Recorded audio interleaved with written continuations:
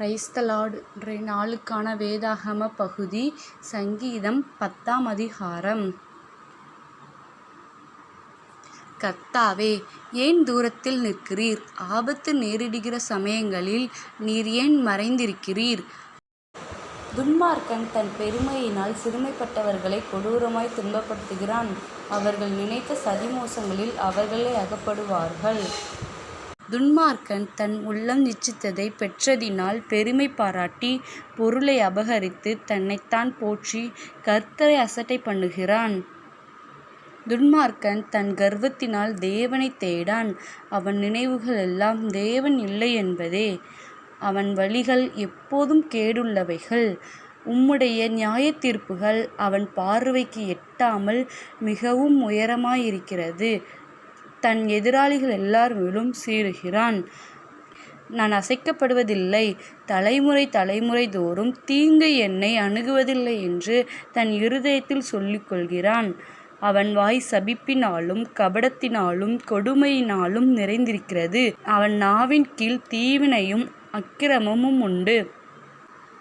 கிராமங்களில் ஒளிப்பிடத்தில் பதிவிருந்து மறைவிடங்களிலே குற்றமற்றவர்களை கொல்லுகிறான். திக்கற்றவர்களை பிடிக்க அவன் கண்கள் நோக்கி கொண்டிருக்கிறது.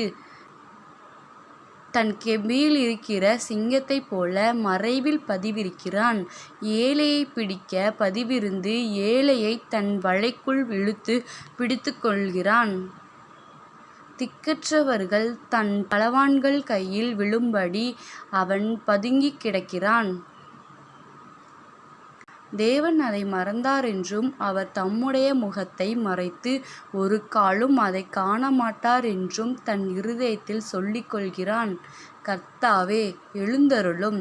தேவனே, உம்முடைய கையை உயர்த்தும். ஏழைகளை மறவாதேயும்.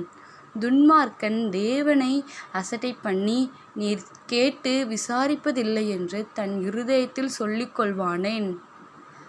அதை பார்த்திருக்கிறீரே, உபத்திரவத்தையும் குரோதத்தையும் கவனித்திருக்கிறீரே. நீர் பதிலளிப்பீர்.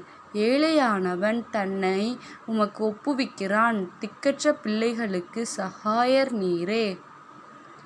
துன்மார்க்கனும் பொல்லாதவனுமாயிருக்கிறவனுடைய புயத்தை முறித்து விடும். அவனுடைய ஆகாமியம் காணாமற் போகும் மட்டும் அதை தேடி விசாரியும்.